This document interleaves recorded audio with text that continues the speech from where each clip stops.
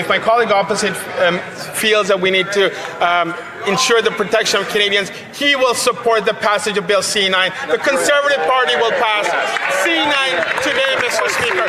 That is how you protect Canadians. That is how you protect communities. That is how you ensure the safety and security of Canadians.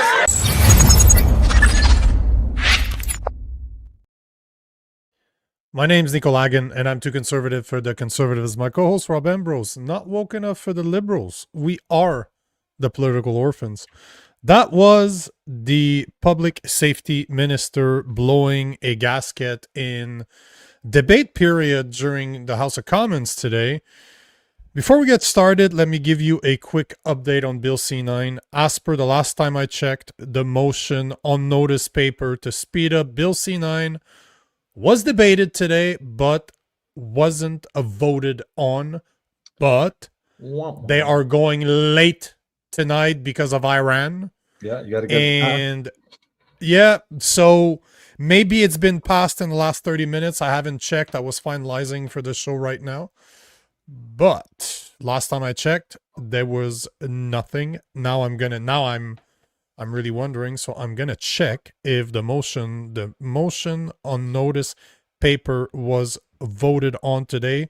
For the people that don't know what that means, the Liberals introduced a motion last Friday to kill the debate, to kill the conversation in committee on Bill C-9, to ram it through, and the Bloc Québécois already said that they would support that motion.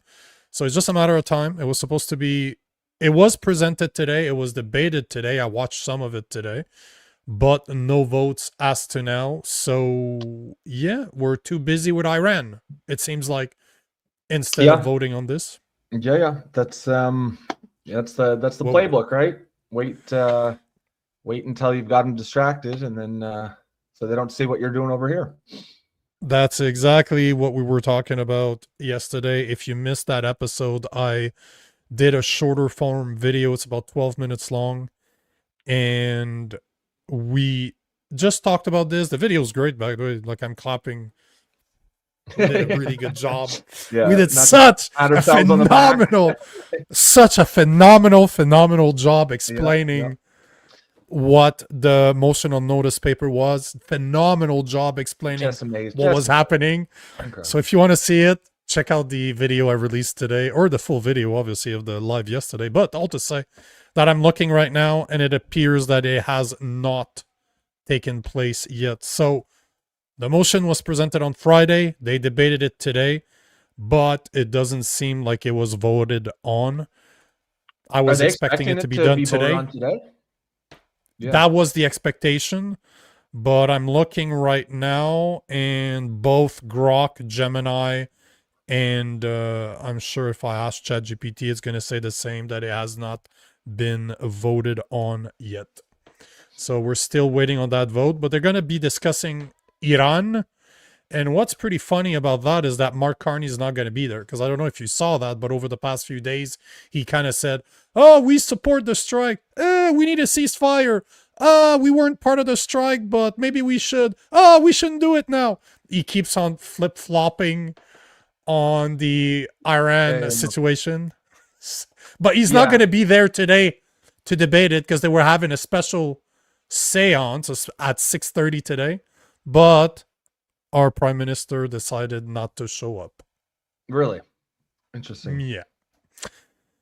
I don't know. I heard him complaining there the other day. He was doing a speech yesterday, the day before, and basically saying that Canada has no say. So that Canada has no voice at the table, that we weren't consulted. I wonder why. We weren't even told. It's like, yes. This is why you might want to have a good relationship with the most powerful, richest country in the world that's directly on your southern border. No, you don't say that. That's something he should do. Come on. I mean, we had massively outsized influence relative to our wealth and our population on the world stage for most of the last 70 years, entirely because we were, America's little brother.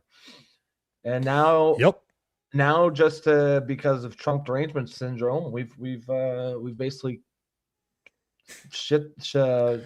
just shit it away. It's gone. You know, like you said yesterday, we're like the bastard red-headed stepchild.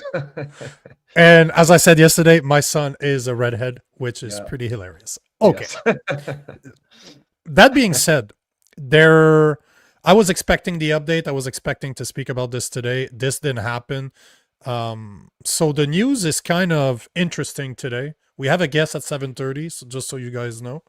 We have a great guest at 7:30. It's going to be a very interesting conversation. It's about guns. We're going to be joined by, I'm just looking for a name. We are joined by author and owner of Caliber Publishing, Daniel Fritter, to speak about the new article he published in the Caliber magazine, where they released the cost of the new gun buyback, and we're looking at over $25,000 per gun that is registered, and over $800 million have been spent by the Liberal government already. So we're going to be speaking about that at 7:30. But until then, I find this, you know, I browse. Obviously, I'm always looking for stories, so I spend a couple hours a day, maybe more, just browsing, see what's going on in the news. And I fell on this article, on this post this morning, and I'm like, yeah, if nothing happens, if nothing big happens today, I'm talking about this. So we're talking about this. Okay, I was laughing my ass off when I saw that. I was on X and I saw a post by J. Van Bavel. No idea who that guy is. I do not follow him. He's a psychology for New York psych, author of Power of Us book. Either way, he posted this. It says, just 100 users are responsible for almost 70% of online conspiracy posts from influential accounts they examined in Canada. So there's an article here about the National Observer that is just saying 100 accounts are behind the majority of conspiracy theories content in Canada. Now, what are the conspiracy theories we're talking about? Oh, don't you worry. Don't you worry, sir. We will be talking about this. But obviously, like at the end, these extremists create what we call the funhouse mirror effect of social media, where a small number of users create misconceptions of social norms. Okay, meanwhile, brother, this guy is doing exactly that. Yeah, I bet you this guy believes women can have penises too, and men can give birth, and he thinks that's yes. Not funhouse mirror. That's not creating a misperception of reality. No. And dating dude is not gay because he's wearing a dress. It ain't gay. He calls himself a woman. It's not gay. Well, what's funny is that when I saw this video, when I saw this post, I'm like, where's the list? I want to see the list. Can I see the list? Because I know I'm on it. So I want to see the list. I'm like, I want to see the list. Sorry, guys, there's no list. So first and foremost, there's no list. No, there's no list. But no list. But just to show you, this is, it was done by a foundation called Ecosystem Brief, or Media Ecosystem Observatory is the name of the foundation. Conspiracy claims and institutional distrust in Canada online ecosystem. I want to bring your attention to page 6 of 22, which is the answer to the question that you already asked, because obviously we all want to know, what are those topics that crazy conspiracy theorists like me are talking about? Well, let me tell you what they are. So page number 6. Where is it? It was, hold on, did I go too far? I thought it was page number 6. Hold on. There we go. Here we are. Yeah, page number 6. So what are the main themes and arguments associated with these conspiracy claims?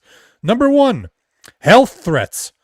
Public health threats like COVID-19 are exaggerated to expand government control. That's number 1. Number 2, gender indoctrination. Schools are indoctrinating kids with radical gender ideology. But they are. That's exactly what they're hold on. Exactly what keep No, hold on. That's just number 2. There's 8 of them. You're going to laugh. Number 3, media elite collusion. Major Canadian media outlets conspire with political elites to manipulate public opinion. Number 4, election fraud. Hold on. No. Let's go through the list and we'll go one by one and we'll make fun of them. So number 4, election fraud. Vote counts are faked during elections in Canada. Number 5, deep state. A secretive group of elites, deep state, holds most of the real power in Canada. Number 6, digital ID. Digital IDs are used by the government to secretly control Canadian. Number 7, intentional wildfires. Wildfires in Canada are intentionally started to advance the eco agenda. And talking about the eco agenda, number 8, climate hoax. Canada fakes environmental data to expand government control over Canadians. So let's go one by one because I know you want to talk about this. Number 1, health threat. Public health threat like COVID-19 are exaggerated to expand government control. But before you go, let me ask you, or anybody that's listening to this, do you know one single person that has a head on their shoulders that have not asked questions about every single topic I mean, just mentioned? I don't necessarily agree. Like every single one of those points you mentioned, I don't necessarily agree with the opposite. But I don't think any of them are true conspiracy theories. They're all, they're all topics that have valid questions, right? Like I don't necessarily know that I believe, I don't necessarily know that I believe that the government, the extreme conspiracy theories, like the government was behind COVID. They released it intentionally, so I don't necessarily think that's true. But it's certainly worth asking questions are there people in government who saw that there was a crisis here, who took that as an opportunity to pass laws and increase their power and control? I mean, that's a valid question. That's not a conspiracy theory. The government was found to use the Emergency Act unconstitutionally, and it was deemed illegal. What's the number 1? Health threat. Public health threat are exaggerated to expand government control. That's not a conspiracy theory. You don't even need to believe that the government put it in place and they... that is right there. Number 1, I can prove to you that it happened. That's not a conspiracy theory. I mean, number 2, gender indoctrination. Yes. That's crazy. Because that's just flat out something that's happening. That absolutely is happening. That's wild, man. Number 3. Go ahead. No, I was just saying that he would call that like a conspiracy there. Like, it's literally what's going on. Anyone who has, is a teacher or has kids in school knows it. They may even agree with it, but they know what's going on. The paragraph is right next to it. You're going to enjoy this one. So, gender indoctrination. Schools are indoctrinating kids with radical gender ideology. Claims that schools are promoting radical gender ideology without parental consent or knowledge through curriculum like the sexual orientation and gender identity SOGI, teaching resources, drag queen story time, and transgender medical interventions for minors. True. All of it's true. All of it. Every single one thing. That's wild. He's saying this like he's expecting you to be like he's talking about fucking flat eartherism or something, but motherfucker, these are all just facts. Every you see stories all the time about parents complaining that we weren't told about this, and then they'll go to the school board, and the school board won't release it. The parents will say, "What can I see the course material you're using for this?" No, we're not going to show it to you. What do you mean? What do you mean you're not going to show it to me? So those were all 100% true. So I proved that number 1 is true, that the government did use COVID to expand their powers. Number 2, obviously, gender indoctrination, 100% true. Media elite collusion. Major Canadian media outlets conspire with political elites to manipulate public opinion. The government gives $1.6 billion of taxpayers' money every year to CBC, the biggest news outlet in Canada. Those are elites giving money to media outlets to control the narrative. That's a fact. This is a fucking fact. Yeah, and you don't even need collusion, right? Like you don't. I don't think that the media is all emailing each other and saying how you going to write the story. It's just like the vast majority of media are all coming from the same place. They're all coming from journalist schools where they're brainwashed with woke far left indoctrination. So they don't need to collude because they are all going to be on the same page. They're all going to push the narrative. It's crazy. So like, yeah, this is crazy. And they don't bite the hand that feeds them. No, every single media outlet in Canada that's mainstream is paid by the government. They have money coming from the government. Number 4, election fraud. Yeah, go ahead. No, I was just saying, yeah, they don't, they're not stupid. They know where the money's coming from, and they're gonna keep doing whatever they have to say, saying whatever they have to say to keep the money coming. So number 4, election fraud. Vote counts are faked during elections in Canada. Terrebonne riding right here next to my place, where 40 votes weren't counted because Election Canada, over 40, it was reported, were not counted. Why? Oh, because Election Canada made a mistake on the postal code of the pre-filled envelopes, and that got their votes rejected.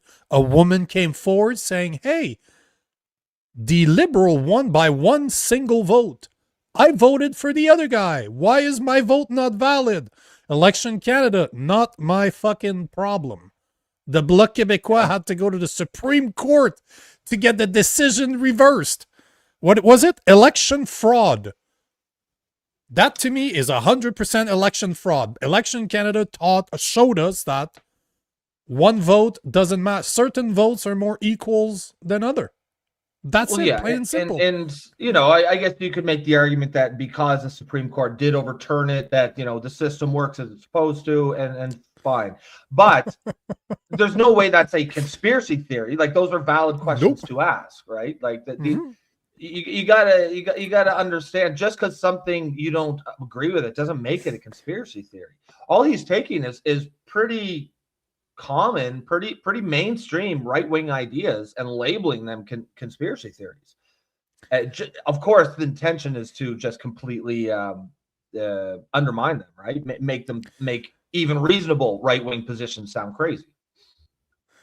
100,000 million %.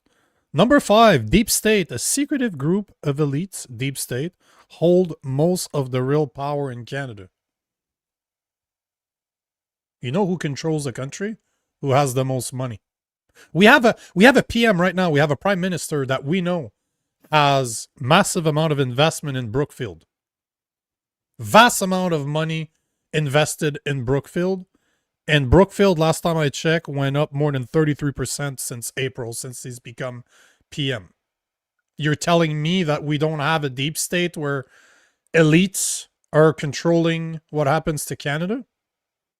Like, are you serious? We have somebody that literally we could show a conspiracy. We could show that he should be investigated for his investments, yet nobody bats an eye. It's no problem. Did you see who they replaced today? Shit, I don't remember her title, but the person that's responsible, the budget officer, the person that's responsible to overview the budget, the last guy that kept on criticizing Carney's budget got canned, and they replaced him with somebody that Chrystia Freeland and Mark Carney went to school with. That was done today. But no, it's not a certain amount of elites that are controlling what happens in Canada. No, that's totally normal. It's just a coincidence that they all studied at the same school. Are you fucking kidding me? Like, are you kidding me? The budget officer, I think, is the name. I'm going to find the name. But that happened today. That's crazy. Yeah, I mean, this one, same thing. Like, I think, the term deep state certainly evokes a certain, Illuminati type conspiracy theory, but just the basic principle that there's a small group of people that control most of the power in a country. I mean, that's almost certainly true in every country. That's probably, I feel like in a lot of ways, that's just how human societies seem to work, right? There's always an elite, whether it's 600 years ago when the elites were the nobility and the kings, or today and it's the billionaires and the oligarchs or whatever. As of March 9, 2026, the Liberal government has nominated Annette Ryan, a senior official from the financial intelligence agency FinTrack, to be Canada's next parliamentary budget officer. This follows the expiration of interim parliamentary budget officer Jason Jacques 6 months term that finished on March 2nd. Just turns out that she's been nominated for a 7 years term. So 7 years, that's insane. That's literally into the next whoever's prime minister is stuck with her afterwards. But I was reading today that she studied, that she went to the same school as Mark Carney and Chrystia Freeland. But that's just a coincidence, right? Yes. Of course it is. I'm just looking because it's a very high-end school in the US. I just need to find what the name is, but like you said, and I'm happy you're saying it, that they are making anything that you question them is a conspiracy theory. That's it. That's all they're saying up to now. We're up to 5, and if you have the audacity to question them, conspiracy theory. Yeah, right.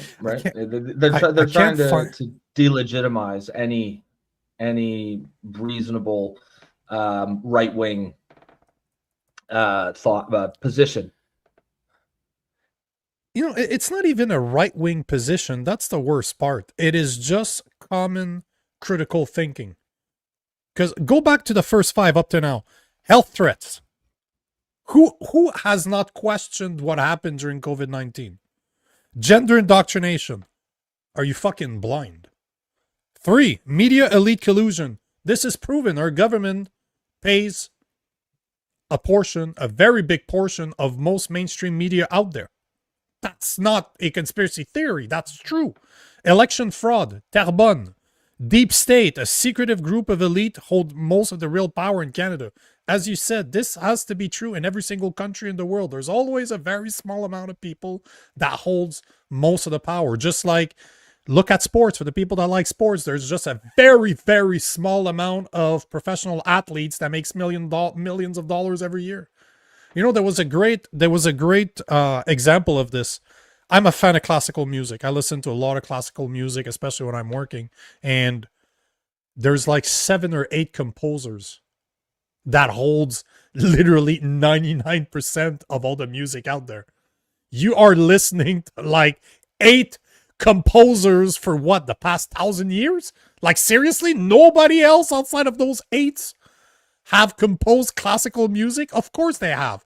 There's always a very small amount of people that control the top. That's always the way it is. And to tell me that that does not exist in country powers, yeah, fuck off. Fuck off.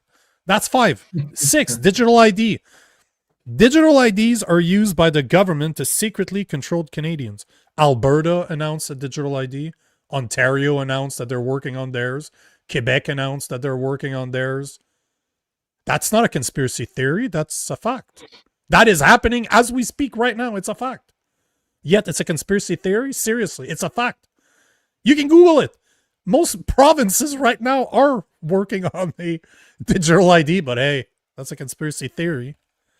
Yeah. They're Go ahead. Yeah, they're constantly talking about it. They're not hiding all it. the time. Yeah, you hear it all the time. Intentional wildfires. Really? I haven't even heard this one. Is this what they're saying? Wildfires in Canada are intentionally started to advance the eco agenda. I mean, wildfires, they catch people all the time starting wildfires. That's now. But that's a conspiracy theory, bro. It didn't happen. That's a conspiracy theory. Do I think that climate scientists are out there starting fires? No, I don't think that. But again, you don't need to start your own fire. It's like we were talking about before. You don't need to start your own Iran war. You just know eventually something will happen that will take, and you just have to be ready for when it does. So they know people will start fires. And, are there people that then take those fires and use them to push a climate agenda? Of course they do. Of course they do. You're such a conspiracy theorist. That's what that's the effect I'm having on you, bro. Sorry, you're a conspiracy theorist now. And number 8, climate hoax. Canada fakes environmental data to expand government control over Canadians. We had a few episodes with Curie. Professor Curie, one of the smartest women when it comes, she's a climatologist out of the US. She's world renowned.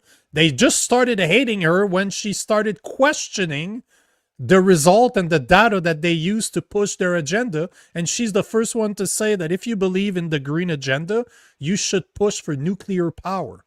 That all we're seeing right now is a war on oil and gas. She has all the data to prove her point.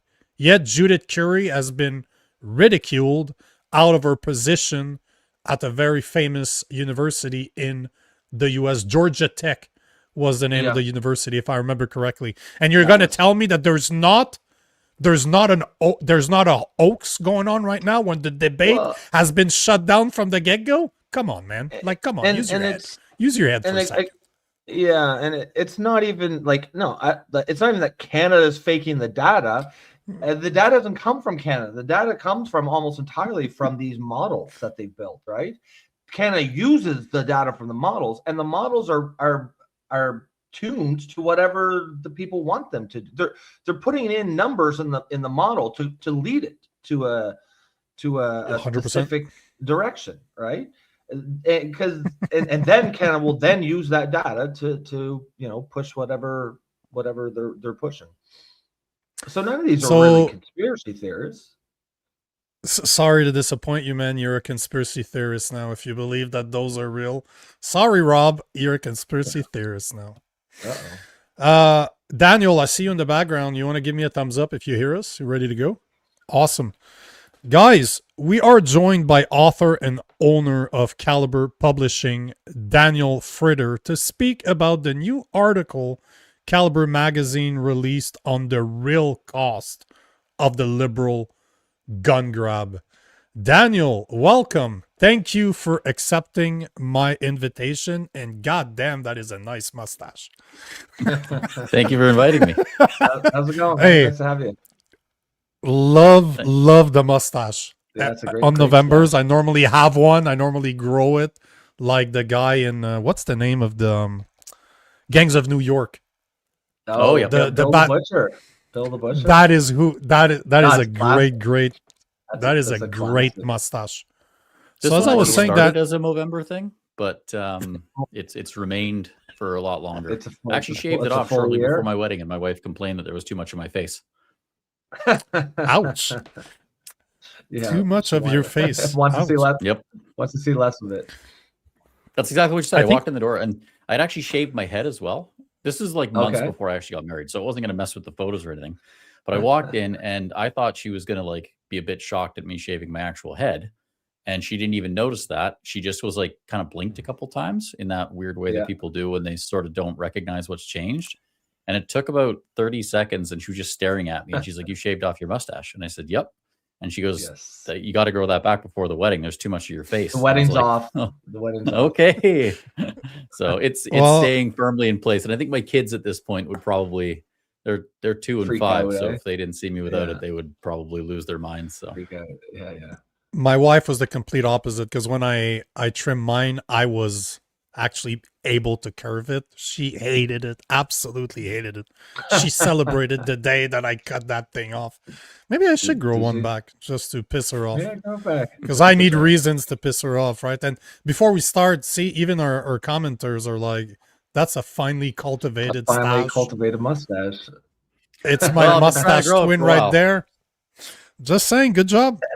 On that note, I saw last week the CCFR, I believe, posted this article that I'm going to show right now from your magazine, Caliber magazine, where it was saying that the gun ban is costing $25,000 per firearm that are registered in the gun ban registry. $25,000 per firearm, and obviously all that money is going to gun owners, right? Oh, that would be nice. I think a lot more gun owners might be supportive of it in that case. If people were getting $250,000 checks for 5 guns, people might not be complaining quite so much. But it turns out that as per your investigation, that out of that $25,000, only $1,800 on average goes to firearm owners per firearm that are registered, and it's actually less. So that was in the article. That's the estimate. So that's the estimate that public safety put out before all of this started. That they were saying they were estimating that they would pay out an average of $1,800 per firearm.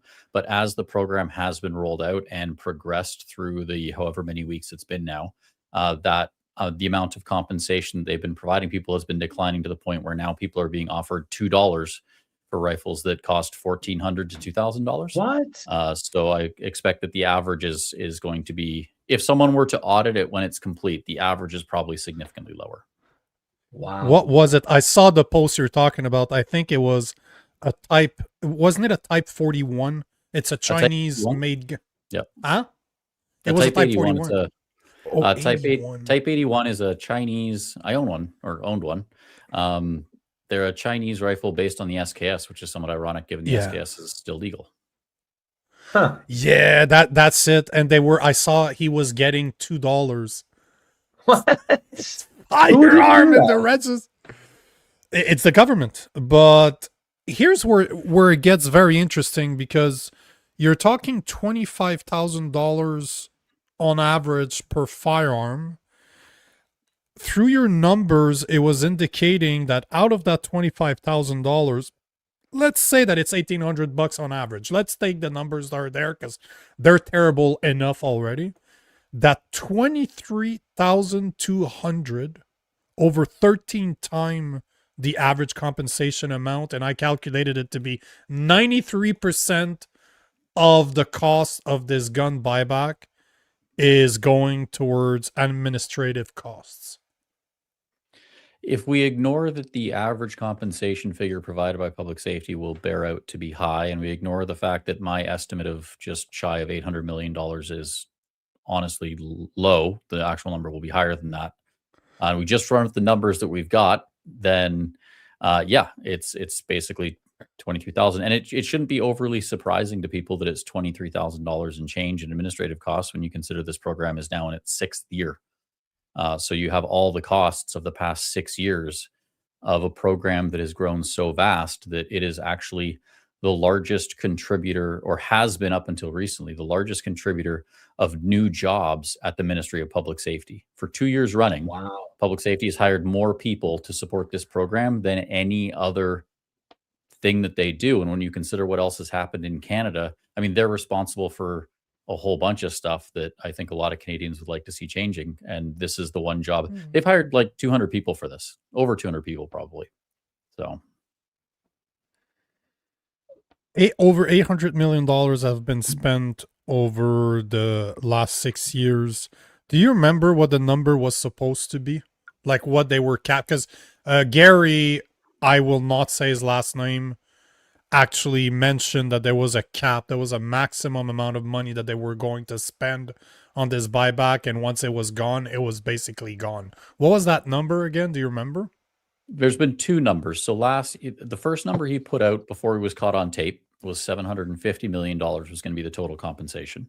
And then somehow between him saying that, I believe in October of last year, and then, or in 2024, can't remember, the years blur together these days.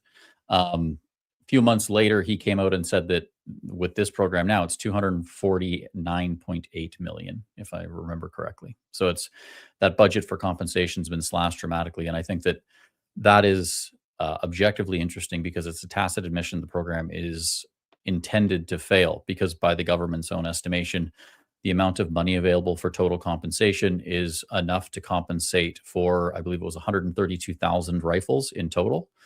However, the government's estimate of the number of impacted firearms from that May 2020 ban, just one of 3 rounds of bans, was 144,000. And I will also remind people that that estimate of 144,000 was disputed heavily by the firearms industry, who assumed or went through import records. So it's a verifiable estimate of 518,000 firearms impacted. And those are only using records that were available to them. And we're talking about guns that have been imported since the 60s. So that would also be, the actual number would be higher than that. So if the government is saying, well, we know that we banned at least somewhere between 144,000 and 2 million guns, but we're only going to put enough money in the pot for 132,000, there's a disconnect there. Someone sat around a room or sat around a table in a room and decided to underfund the program. They chose to do that. It was a very conscious decision. And I think that is quite telling. I don't know what it means, but it's telling of something. Are gun owners, are they told how much they're going to get before they get their gun, or do you have to bring your gun in and then you just get what you get? So you log on. So this is where it gets interesting. Is it relates to another issue that I want to bring up. Is what you do is you log on to a web portal. And if you have registered firearms, so AR-15s, those will be listed in the portal, and you can basically just select which ones you want to have put forward for the compensation program. If you have any other firearms that are not registered with the government, a non-restricted firearm, you can then voluntarily disclose the make and model, and then they'll provide you with a value. But you don't get the values for either of these categories until you start making the claim process. So you basically have to tell them what you own, and then they'll tell you what they'll pay for it. The second thing is that it relates to, I've seen some comments afterwards about people saying, well, like, if they get more guns, the cost per gun goes down, because it's obvious, sort of seemingly obvious math. But what people are also not noticing is that this program is designed to end the last day of the fiscal year, this fiscal year. So the budgeted numbers that I've accounted for include everything up until the end of this fiscal year. The confiscation program ends on the last day of this fiscal year, and they will not be collecting any of these firearms until after that date passes. So right now, that 32,000 firearm figure only includes the declaration process. So all of the costs associated thus far have just been for the declaration through a web portal. We haven't seen the budget for collection and destruction yet. So although they may have more guns declared, and then we may see that the number goes down in this budgetary cycle, there will have to be budget in next year's budget for the collection and destruction, which will likely drive the cost even higher. Yeah, so that's the thing, Rob. I should have told you this. I'm a gun owner. I own firearms that are part of that gun grab. Rob is ex-military liberal, but he's not a gun owner. So we spend a lot of time on this show talking about this because I'm a gun owner. Yeah, that matters to me. This is basically my education on it. This show, so what's interesting is what you just said, Daniel, is that nothing physical has been done. This is all done through a web portal online. And if you look at the process that they're using, they're literally, tell us what you have and we will tell you how much we will give you. They will not they know every single firearm that they tell them, right? Like, you can't pull it back if you don't like the price. And that, to me, and Daniel, you're a gun owner. You've probably been a gun owner for a while. Doesn't that sound like a backdoor registry to you, what they're doing right now? I think it is. I don't think there's any misconception that if you were to log onto that portal and say, I have an Norinco M14, if you then back out because you don't like the price, you'd be a fool not to think that at some point in your life down the road, after October 31st of this year, you don't get a knock on your door with like, hey, so that Norinco M14 you told us about, whatever happened to that? And then you have to answer for that. So it's quite it's almost extortion. I hate to throw around such pejorative words because it leads to hyperbole, and I do try and value my role as more of a reporter on this stuff than I don't consider myself an advocate. I consider the reporting to be the advocacy in and of itself. If you tell someone this program is costing $25,000 per gun, people can reach their own conclusions from that. I don't need to pile on. But it does seem a bit extortive to tell people, hey, just voluntarily tell us what you've got, and then we'll tell you what we'll pay. And if you don't like the price, we'll come and take it from you after October 31st, and we'll charge you with possession of a criminal device, or prohibited device. So it's very problematic. And again, I've seen a lot of comments, people saying, "Oh, you've fluffed up the numbers," because it's an insane figure for a lot of people to wrap their heads around. But again, this number is actually low because it doesn't include the costs associated with any of the 12 partner agencies that helped stand this program up, like Justice, the Privacy Commissioner, Cyber Canada, PSPC, ESDC. Like, there's so many other groups that were involved in this, and we don't know those costs. We also don't know the costs of the first year of the program. The ban was launched in May of 2020. That's a month after the fiscal year starts, so it didn't have a line item in the budget for that year. So that number has never been reported. And trying to get firm figures from the RCMP specifically on this is very difficult. Their budget documents are not exactly transparent. So it's very, very difficult to wrap your head around the full number. But again, this is, if you'd ask me what I would like to see happen from this, I'd say it all just cancel it all and give the money to, mental health and addictions counselors across the country and police officers and call it even. But if that's not going to happen, I think that people should probably be doing the same thing we did at the Long Gun Registry, which is call for the Auditor General to audit this program properly. Have someone come in that is in the government that has the ability to access all of the numbers and give us a comprehensive accounting of exactly what this program has cost us thus far before we go further down the road with it. Because as we get past the March 31st deadline, things become sort of a bit more in stone, where it gets much harder to pull back on these things. There will be people that will be expecting checks, for example, that if you just say, well, we're actually just going to scrap it and not send you the check, some people will be pissed about that, because some people do want the money. The economy is not doing really well. Some people undoubtedly do they're hoping for a bit of the windfall. They've been sitting on these things for 6 years now. And if they've got a few of them and it's worth $6,000, that's a month's bills for a lot of people, right? So that they can't really start doing that.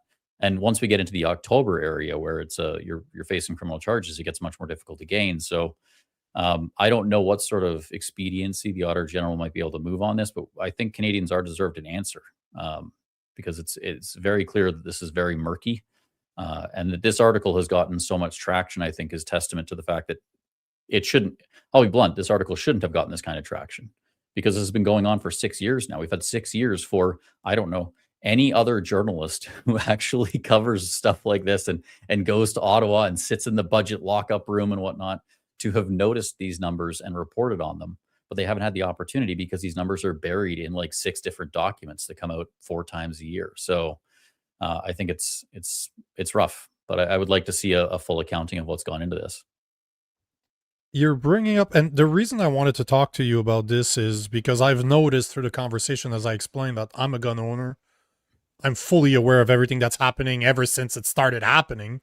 And Rob is not somebody that was aware of this. So we spent a lot of this show having some of the biggest gun experts in Canada talk about what's going on behind the scene. And when I saw that article, it kind of confirmed one of the conversations that Rob and I are having all the time. You can be on my side, more the conspiracy theory side, that they're disarming us. They're doing this at the same time as they're trying to pass censorship bills and surveillance bills like the C2, the C8, the C9, C12, C16, C63. Or you can just go down the education path and say, hey, does that make sense to you as a non-gun owner that our government is spending $25,000 per firearm when 93% of that cost is administrative? This is not even going to firearm owners. Even if you believe that we shouldn't have firearms, does that make sense to you? And that is the one point that Rob and I can agree on, is that money is not well managed. It is spent on things that shouldn't matter. We are not the people responsible for gun crimes. 95% of gun crimes in Canada come from illegal guns, and 90% of those come from the US. They don't even come from here. Gun owners in Canada are the safest people you'll ever meet. Our names are ran into 2 different federal databases every single day to make sure that we did not commit a crime that would cause the RCMP to knock at our door and take our guns away. This is how safe we are as Canadians. But trying to explain that to a liberal, to say, hey, we need guns because we have the right to, doesn't sit very well. And I'm sure you're aware of this, Daniel, right? But have you seen a switch in people's mentality after this article, where they're just looking at the sheer numbers and they're like, what the fuck are you saying? 25 grand per gun? Yeah. I hope so. Or even I have the total I've number, noticed, which is what, 900 million? 800, yeah, over 800. Yeah, they're about just. I think it's right around 800 million right now. But again, it's probably It's probably over $1 billion once you account for all those unknowns that I referenced. Department of Justice lawyers don't work cheap, and there's a lot of them that worked on this. So I think I've seen I've been in gun politics for probably up nearly 20 years now. I've been running Caliber for 14, and watching the tide shift around gun politics has been fascinating, because going back to the early days of Harper, guns were not an issue, for example, that even the conservatives wanted to discuss, and neither did the liberals. Because you remember in 2015, we had just gotten rid of the long gun registry, which was considered a multi-million-dollar boondoggle. You had Justin Trudeau saying, we will absolutely never do that again. In fact, I think that the playing of politics around gun policy in this country is repugnant, and you should vote for me to not do that, which is ironic because here we are now. But things have shifted so dramatically, where he started out in 2012 saying things like that, and the conservatives were saying, don't even bring up guns in the election because we don't want to talk about it. It's not going to be good for us. Just let us kind of quietly win the election, and if we win, we'll do stuff for you. That was sort of the attitude in 2015. Now we have Pierre Poilievre doing massive speaking tours at gun clubs across the country. So things have shifted really dramatically into a world in which I think you're seeing a lot of that anti-gun groundswell of support fade away. And I thought this was fascinating. Since this is a politics podcast, I can get into this a little bit. I did an analysis of Aaron O'Toole's election or near election, and the results in polling data when he came out and said that he would support the long gun ban, that he wouldn't legalize the AR-15. You saw no increase in vote intent for the Liberals. It did nothing for them whatsoever. That Aaron O'Toole was being hammered on guns, and it became a hot button issue, and Trudeau was talking about how great gun bans were and stuff like that. It did diminish Aaron O'Toole's vote intent slightly. So gun politics at this point are being used by the Liberals to slightly reduce support for the Conservatives. It does not benefit them anymore. It used to, and I think what we're going to see in the future is that window shifts even further to the point where it does start to benefit the Conservatives when they support it, and it can hurt the Liberals in the other way, because we're seeing the same sort of egregious excessive spending that existed in 2010, 2009 around the long gun registry, where taxpayers were going, this is a ridiculous that, everyone likes to hear things that they like that reinforce their beliefs. Like if you don't like guns, you love hearing Trudeau say, there's no place on the street for these guns, so we're going to take them. You love that. And it's not my job to convince people that believe that otherwise. My job is to simply report on the things that are happening and try and apply the most pragmatic lens to things when I can. But if you love that stuff, eventually, the chickens come home to roost and you have to see the bill for it. And that's where things start to change. And when people look at the experiences in Australia, specifically as a successful gun ban, it was done extremely efficiently. That's what people also ignore. They collected a metric ton of guns for like $1 billion, which sounds like a lot of money. But when you consider the amount of guns they collected, it was done very expediently and very efficiently. So there wasn't a lot of room for criticizing both the timeline nor the cost. That's not been Canada's experience on basically anything. We do things slow and expensive in this country. And since 2020, I've been saying that the problem with this is that it's going to be slow and it's going to be expensive, and it's served out to be exactly that. And I think from what I've heard from even media people, you see more articles about this, even from the CBC being critical of this stuff, which you wouldn't have seen 4 years ago. So I think attitudes are changing, and I think deservedly so, because there is a point where, like I said, from a pragmatic perspective, when people start to say, okay, I'm paying when they get their tax bill at the end in April there, they go, okay, this is how much I paid the federal government in taxes. And they go like, okay, so that bought one gun. It's not only the overall cost, but like we're kind of at a tipping point, I think, in other headlines, because the thing that hasn't been brought up is compliance, because we're paying a huge sum of money for this. So you would expect there to be a reasonable amount of compliance. Realistically, having worked in the industry this far, I'd say that the 518,000 gun figure is low. The 2 million might be slightly high, but I would not be surprised if it's pretty on the money. But if you say it's 2 million guns, we've had a compliance rate so far of 1.6%. To put that again in perspective, the long gun registry cost $2 billion, was considered a dismal failure because it got 50% compliance.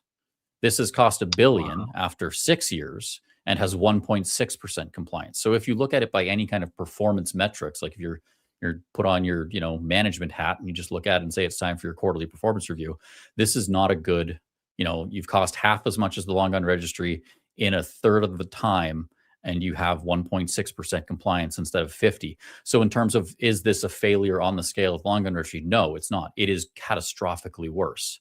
when these numbers start to get publicized. And I don't know how they can avoid them, because the closer we get to the deadlines, when March 31st rolls around and the declaration period ends, they're going to have to produce a number. The number is not going to be impressive. Like, there's no world in which we go from 32,000 this week to 300,000. It's not going to happen. And even if it's 50,000, even if it's 60,000 guns in a country of 40 million at a cost of $1 billion, there's no world in which that isn't considered a catastrophic failure of public policy meeting spending. So it's just going to keep snowballing. And I think that as it keeps snowballing, more opinions are going to change, and more people are going to start going, this doesn't make sense. And I think the risk to the Liberal Party and the left on this, Liberal Party more so, since the NDP leadership is kind of supporting getting rid of this now, the risk to the Liberals is I don't think they realize this. I don't think they realize that as it snowballs, their problem is going to become that this is going to be an albatross around their neck, and they're going to be facing a more educated electoral voter that understands this now and starts to go, okay, well, you know, from this whole ban thing, I now know that legal gun owners don't contribute to gun crime, and that pursuing them costs a lot of money. And what we really need to be investing in is community supports, law enforcement, mental health and addiction counseling, like all those other things that are better counters to crime than this. And if they keep beating this anti-gun drum, it's just going to start hurting them, I think, in the long run. By the same token, I don't think the Conservatives have a great grasp of where the public sentiment is at with this stuff, because I think both parties have effectively been not talking to gun owners. They've been talking at gun owners instead of to them for so long, they don't understand where anyone stands on this. The Conservatives have taken advantage of gun owners expecting their votes. Like, to me, I don't know if you ever listened to me. I'm not a fan of Pierre Poilievre. I do not condone the Conservative for being the light liberals that they are. I'm closer to what a Republican would be. I spent a lot of my time in the U.S. And to me, the gun owners are to the Conservative Party what the black vote is to the Democrats in the U.S. They expected to just show up because that's the only option that they have. But one of the things I wanted to bring up to you, because I spent a good amount of the weekend going through all the police services, the municipalities, the police associations, the provinces that are opposing the gun ban, that are saying that they will not enforce it. And I'm a coder. Like, I went to college and I learned how to code. So I coded a tracker because, you know, it's always good to speak about the good news too. And that's another thing. I'm wondering what your opinion is, but I built what you're seeing on here right now. There are more than 35 police services, 35 municipalities, 7 police associations, and 8 provinces that said no to endorsing the gun ban. And that's just what I could find right now with actual sources. So everything that's on there is sourced. But if you look at something like this, because this did not happen during the last gun registry, the long gun registry, the police over Canada did not say we're not going to be participating in this. So as you're looking at something like this, where you have numbers all over the place, 8 out of the 10 biggest provinces in Canada are saying that they will not endorse it, does that give you hope that the gun ban is just going to be scrapped altogether? Because I was surprised. When I started, I was pretty irritated. I spent a good 10-20 hours. I compiled all the data. I'm like, oh, damn. That actually is very encouraging to me to see a tracker like this, and all the red, basically, we're not enforcing it, so you can go screw yourself, federal government. We don't have the money. So is that surprising to you, or is that hopeful? Does that bring you hope? It shocked me. It absolutely shocked me. And I mean, like, I can say you can update your map a little bit because none of it's also said they won't do it in BC. They very quietly said that they will not be, police in BC are not obligated to participate in the ban. The BC Association of Chiefs of Police has said the same thing. So they kind of took their cue from the BC ACP, and then the BC government said, well, you know, we don't need to enforce this. So it's not as staunch an opposition as Alberta or Saskatchewan that did so legislatively, or even Ontario that said that we wouldn't do it. They just quietly kind of said, if police don't want to do it, we're not going to make them, which is shocking for BC. I mean, we're the most left province in the entire country. So at this point, it's literally just Quebec. Quebec is the only province that you can say, because regardless if we say opposition or not, the only province that supports this is Quebec, which is ironic because Quebec doesn't have the RCMP. And every other police force, the BC Association of Chiefs of Police, has come out against it. And the RCMP chief guys are the ones still kind of running the show at this. But they're the one province that doesn't have them is Quebec, and it's somewhat changed. But back to the main point, yes, it absolutely. But before you continue, let me tell you that I'm in Quebec. I'm in Montreal right now. We have an election this year in 2026. The people that are leaving are not going to get reelected. The leader left the party, but the people that are leading are a separatist movement that are pro-gun. So chances are, by the end of the year, even Quebec is going to say, you can go screw yourself. We want to separate and we're keeping our guns. So basically, there could be zero provinces in Canada that wants to enforce it. And I mean, so two things. One, I noticed Quebec said that they wouldn't provide their provincial registry data to the program, which was kind of like in and of itself surprising and a bit of a like, whoa, like that must have been a shocker when the public safety minister of Canada got the news. But in terms of the overall pushback, I am shocked because, again, going back to my history, when the long gun registry was, it was the inverse of what we're seeing now. Almost, it was so disliked that even Jack Layton said, when we finally were having a vote on it, said, you know what, like, I don't know, yes or no, I'm just going to let my MPs vote their conscience. So it was so disliked by the people in the House of Commons that no one really wanted to wear it. And Trudeau, you know, when he came in, he wanted to just say, adios, I don't want anything to do with this. It's a disgusting thing. It's a terrible, like, we're just backing away. So it was really hated by politicians. But at the time, you still had the Canadian Association of Chiefs of Police saying, no, it's a really good tool for law enforcement. And I sat through so much testimony during the bills to get rid of the long gun registry, because there were two, watching police force after police force after police force do the dog and pony show, where the Liberal Party would say, they'd ask questions and the police would, no, it's a really useful tool. We totally love it. It definitely didn't contribute to the Mayerthorpe incident whatsoever. It's really great, you know, all that kind of thing. Now we're seeing, and that's the background that I know, is that police are averse to political comments in 99.9% of the cases. They just don't want to wade into it. It's not their job. They'll tell you that till kingdom come. So to see police take not a political position that is not supportive of the federal government's policy, and a policy that, let's not forget, granted the ability for police forces to be given a buttload of money to enact this. Because if, you know, I've heard also reading comments and see people go, well, the police forces are just saying no, or the provinces are just saying no because they don't have the money for it. That's not true. The federal government said, if you want to do this and you participate, we will pay the bills. We will send you the money. They've done so in various provinces in the past. They're doing so in Quebec. And if you listen to the comment where the Quebec government said that they would be participating, the minister basically said, we took their money, so we have to participate, but we're not going to give them the registry data. So you kind of go like, well, so you're doing the bare minimum that is required. You're saying you're going to participate, but we're not going to provide them with any of the tools that would help enable that participation. But we did take their money, so we're kind of obligated to at least do lip service, is what it came across like. But the money was there. So it's provinces and police forces literally turned their back on blank checks, saying, no, we don't want to do this. And I think it's because, you know, on a technical level, you can hand someone $1 bajillion. It's not going to create a police officer overnight. It takes 2 years, 3 years, 4 years to train people to do that. So there's a very technical problem there in terms of getting boots on the ground. But it shocks me. Like, I don't even think we saw this level of widespread, politically charged, like provincial provinces, police forces saying no to COVID restrictions. And that is like the single biggest input with a huge amount of pushback that I saw. And you still didn't see, you know, whole provinces saying like, no, we're just not doing this. Like this distancing thing. The idea of wearing a mask when you sit down to eat your food, or getting up, putting it on when you go to the washroom, then taking it off when you sit at your restaurant table is stupid. We're not doing that. No province said that. And yet we have whole provinces wholesale saying, we're going to pass legislation making this policy impossible to this. Like, it blows my mind. I don't think, I honestly don't, I'm 40, so I can't say for certain, but I don't think there's ever been a historical precedent for what we've seen in terms of the actual stated policy pushback from provinces, municipalities, and police forces on this. I've never seen it in my life. Like, the police have all, especially the CACP, has always just said, whatever the government says is the law. We're here to support the law. That's our job. To read that statement from them, and to read the statements from like other police forces that have been a bit more direct, has shocked me.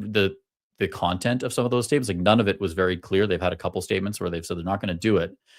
And the second one was a bit shocking because they were asked a couple weeks later about, have you changed your mind?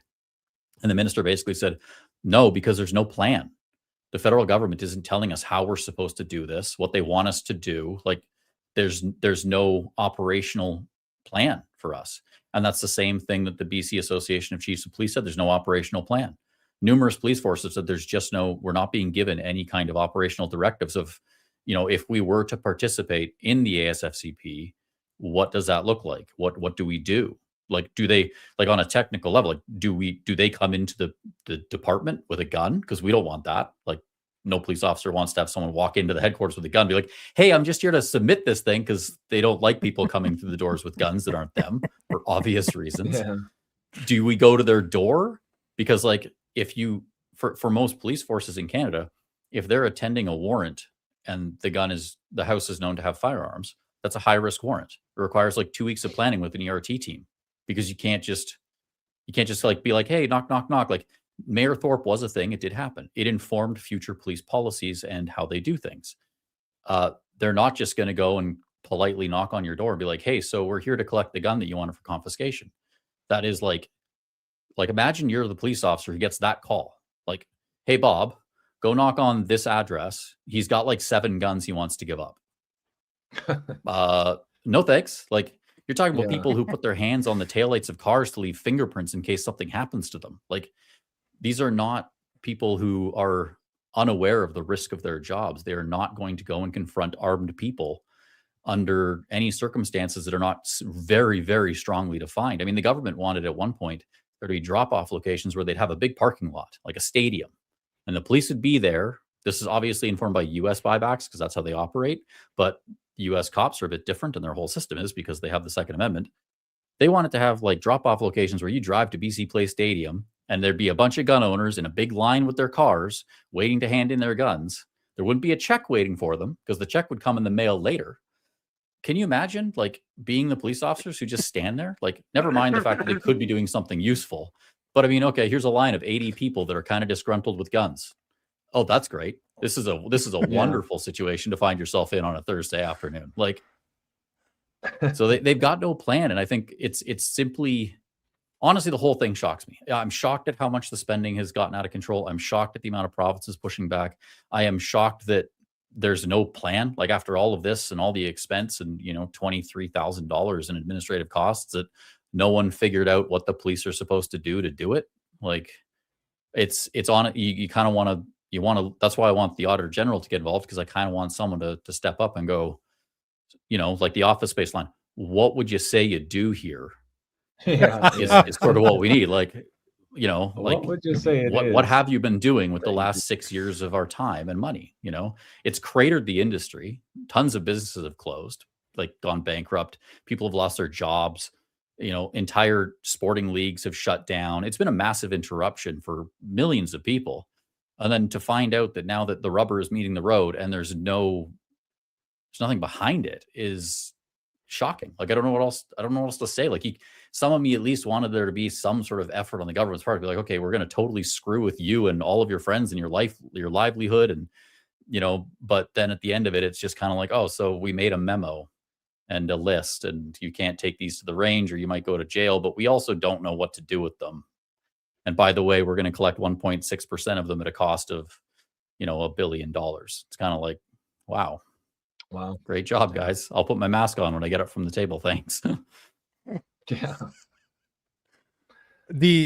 And the funny part is that those police officers are often, every time I go to the range, I meet police officers that are there with ARs. They always have cool guns too. How many people? And that's throughout the country. I've been to all over the place. Well, they have those to kill the most amount of people in the least amount of time. Little known fact. That's why police officers carry AR-15s. Mass murder. That's their intent. And as you said, it's interesting because they own a lot of guns, and who wants to serve those warrants when you don't know who's behind that door? You have no idea, because a lot of us are trained. A lot of us are better trained than police officers. Sorry, but the average police officer does not need to shoot their guns. They don't know how to fight. They don't know how to defend themselves. I come from a 20-year background of martial arts, and I worked as a bouncer for shits and giggles on Fridays and Saturdays. And I've seen police officers get in fights, and it is bad. It is bad. The average police officer does not know, could not handle me. So imagine if there's a bunch of us armed waiting in our houses. Yeah, no. Well, I don't know it's not police even about officers the that threat want to to the serve police. that. But it has to. There's a They have threat to to consider it, as you said. But as you said, they will consider it.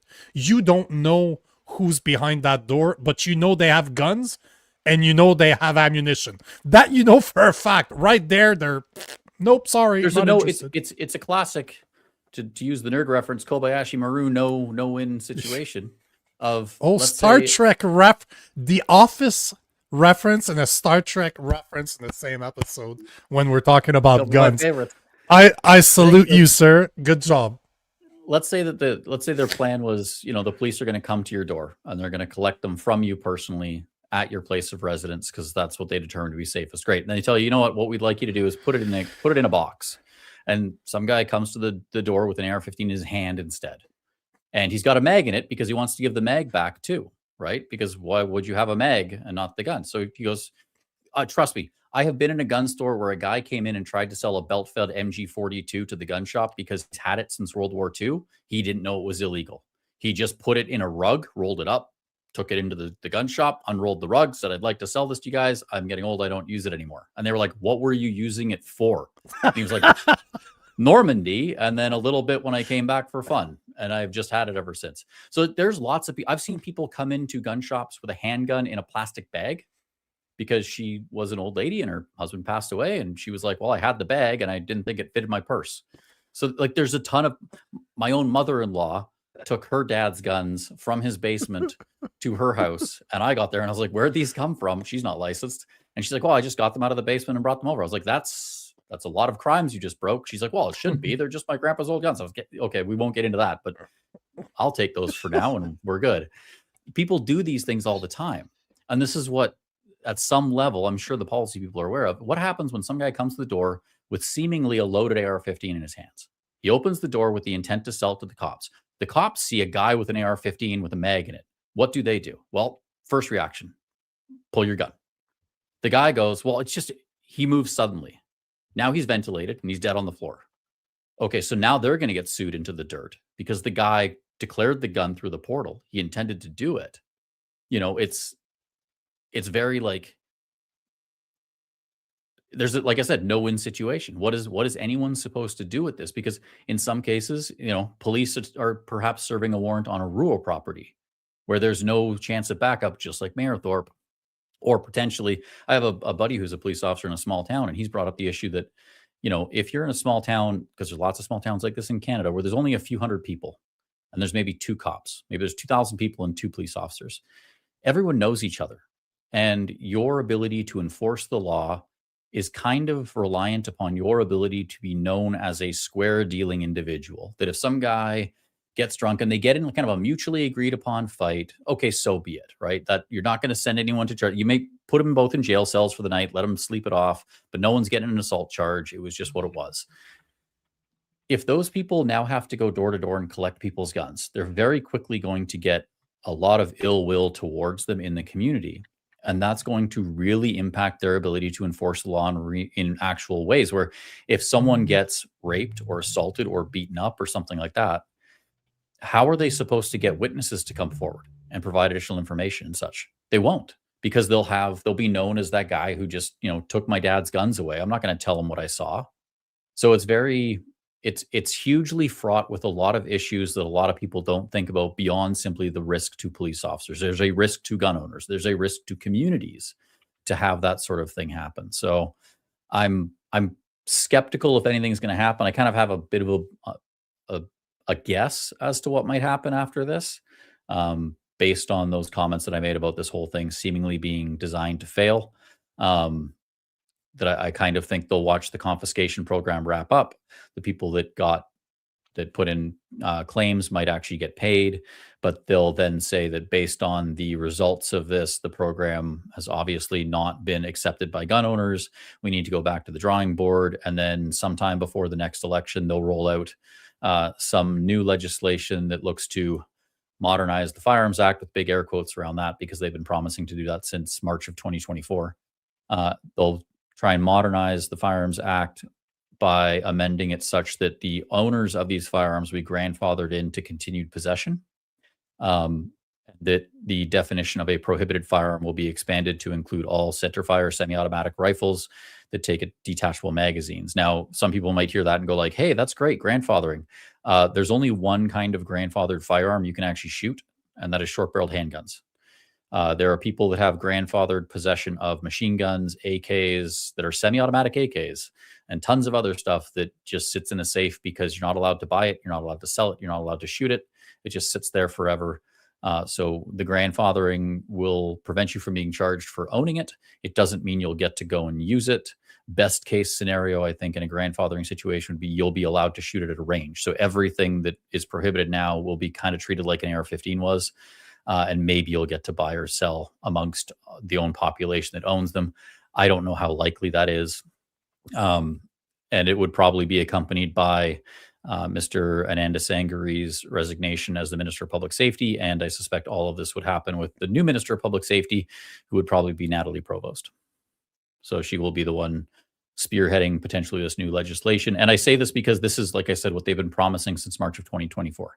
If you read Rachel Bendayan's comments of March of 2024, when they banned the M1 carbine rifles, they promised to modernize the Firearms Act after getting feedback from gun owners and gun rights groups and gun control advocates and the MCC and all that sort of thing.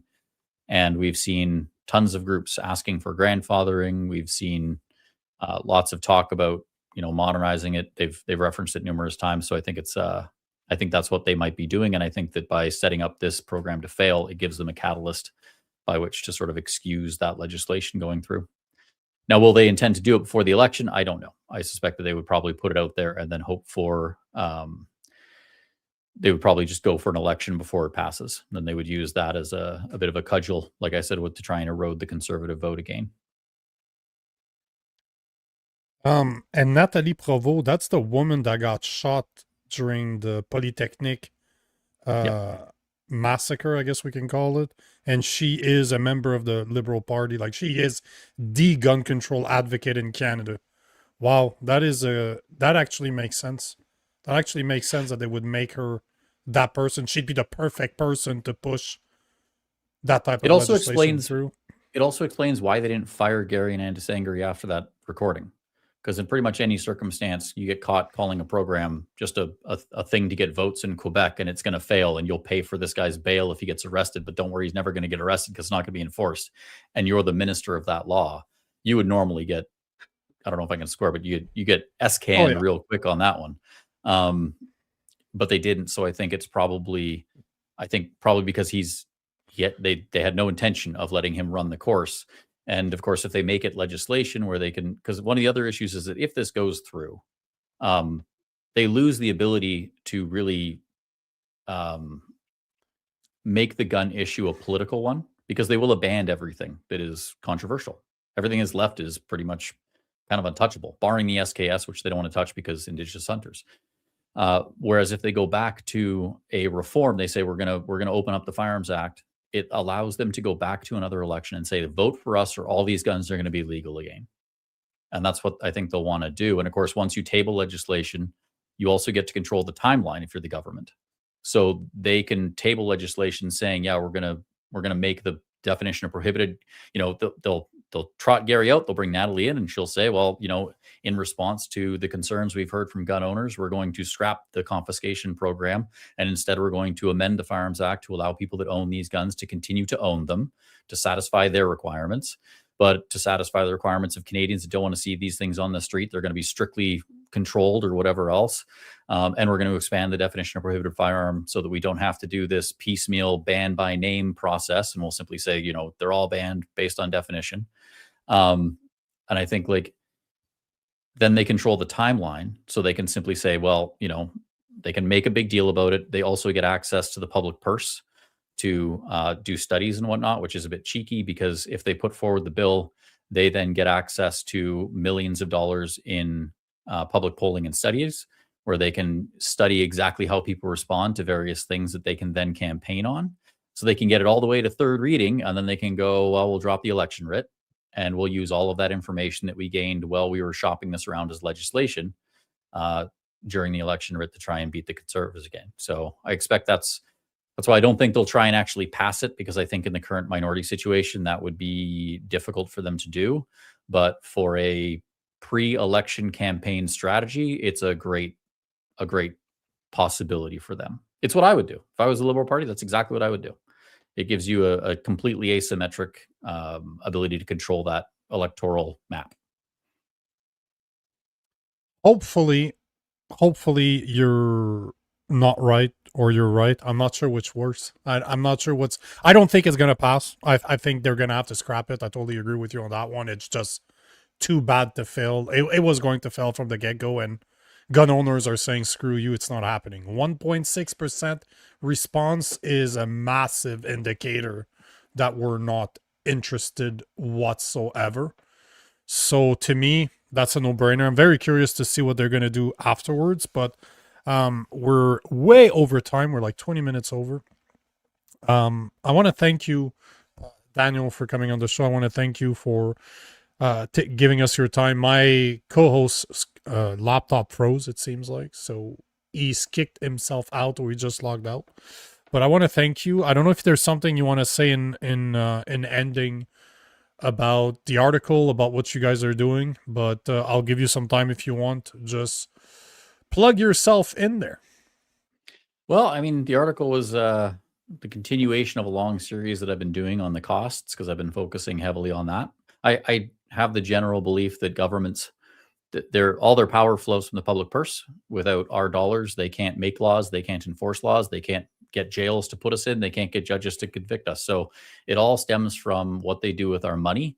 And if there's something that I can leave the viewers with, it's that sense of pay attention to what your money is being spent on, because they can really contort people with their ability to propagandize or put out communications materials that are slightly misleading, or things that have been heavily influenced by an amount of polling data that would astound you, so that they can really understand what you want to hear, and they can put those words exactly in front of you that can mislead you. They might say that they're going to give you the best thing ever, but it might not work out that way. But if you start to focus on the numbers, they can't really lie about that stuff. So pay attention to what your money is being spent on. That'll give you a much better indication of what the government's intending to do. And I think with that knowledge, you'll be much better informed to cast a well-informed ballot in the next election. Otherwise, if you want to keep abreast of things gun-related with that sort of content, head over to calibermag.ca. We're also on Twitter and Instagram and Facebook and YouTube and all those other places. I'm going to be doing a lot more video uploads this year. I've been a bit, I'll just say lazy on that front for the past couple of years. So I'll be correcting that for 2026. So looking forward to that. So head on over there if you want that stuff. And if you want to support the actual coverage, the best way to do that is just by buying a subscription to the magazine. We do 6 issues per year. The first one's already come out. I have one around here. There we go. Good old SKS on the cover, because everyone likes those. Nice. So that was Winter Brutality here in Kelowna. So yeah, if you like that stuff, then grab a subscription to the magazine. That's much appreciated. That's what keeps the lights on and us covering all this stuff. So, and I appreciate being invited on the show. I've watched a few of them and whatnot, and I was wondering what it's got to take to get on. So I'm glad to finally make it on. Well, thank you for taking the invitation. It's a matter of asking. Like, I have multiple people just reach out now because of the range, the audience that we're getting on that gun. I never want to overstep. I just wait and sort of, when the time is right, I'll get the invitation. I put it in. I'll tell you, in the Almighty's hands and see what happens. I'll tell you right now, if there's something that you need to plug, there's something going on that you're talking about that you need more exposure, let me know. Hit me up. Just let me know. We'll have you back on. We have a bunch of people that always show up on the show that I call when something's going on. I have experts in old fields. So if there's something that you're talking about that you need exposure, let me know. We'll have you back on. That's the way the show works. We like to have friends of the show. So sweet. Well, I'm happy to be one. Absolutely. Thank you again for doing this, and we'll do it again. Sounds good. Enjoy your night. You too. Bye. So guys, on that note, hopefully you enjoyed the show. As you saw, Rob crashed out. He's gone. It is what it is. He's a liberal. He tends to leave whenever he wants. So that's how it works. Hopefully you guys enjoyed Daniel from Caliber Magazine. I absolutely enjoyed this conversation. Very knowledgeable guy. So if you guys enjoyed it, make sure to like, make sure to comment. We want to hear from you. Make sure to subscribe if you're new to this show. You've never seen us before. Make sure to subscribe. Join us on the YouTube channel so that we can see your comments. You can come to @real Nico Lagan, or you can come to the Political Orphans on YouTube. I do need to mention our sponsor of the day, that is Miss Kleos Pet Treats, 100% natural, healthy dog treats made right here in Canada. Not only are they handmade, but all the meat comes from local farm in Manitoba. She does it all herself. My dog absolutely loves it. And of course, we do have a discount code, Political Orphans. So go to Cleo Cookies and Treats.ca and get 20% off your entire purchase. Just look in the description below. You'll see the link to the website. You'll see the coupon there for getting 20% off your entire purchase. On that note, we are done for the day. We're way over time. But before I let you go, I just want to mention who we have on the show tomorrow, because it's going to be a special one. I'm really, really looking forward to this. And I want to thank our follower, one of our original orphans, Prairie, for recommending this person. So first at 7 p.m. tomorrow, we're joined by John Carpe, president of the Justice Center for Constitutional Freedom, to speak about Bill C-9. We speak about the announcement that Mark Carney made on Friday last week, saying that he wants us to have a conversation about banning social media for kids under the age of 16. So we will be talking about that at 7 tomorrow. And at 7:30, we have two guests tomorrow, one at 7, one at 7:30. At 7:30, we're joined by Chris Joseph, the father of one of the young men that was killed in the Humboldt Broncos bus crash back in 2018. I know you guys remember that. Prairie recommended I reach out to him because there's an interview that just came out with him. And there's another interview that just came out from CBC talking about the guy, the Indian guy that ended up killing a bunch of teenagers back in 2018 because he drove a bus through their bus because he's facing deportation. So that's why CBC had him on and was talking about him last week. So I reached out to Chris Joseph. He's going to join us tomorrow, 7:30, to speak about what happened, to speak about his views, to speak about what he wants to put out there, because unfortunately the media have not done him justice. I don't think it's going to be surprising for you guys to hear that they do not cover those types of events properly, and they will not publish everything a father that lost his son has to say on the matter. But if you really want to know what he has to say about this, join us tomorrow, 7:30. It's going to be a hard conversation. It's going to be an emotional conversation, but that's the type of conversation we have here. Only the conversation that matters. So 7:30 tomorrow. I'm done. I'm going to stop talking right now, but I need to tell you, thank you for joining us. Thank you for always being here. If it wasn't for you guys, we wouldn't do what we do every day. So thank you for being who you are, for spending the time with us, and we will see you tomorrow, 7 Eastern time on Tuesday, right here on YouTube. On that note, peace.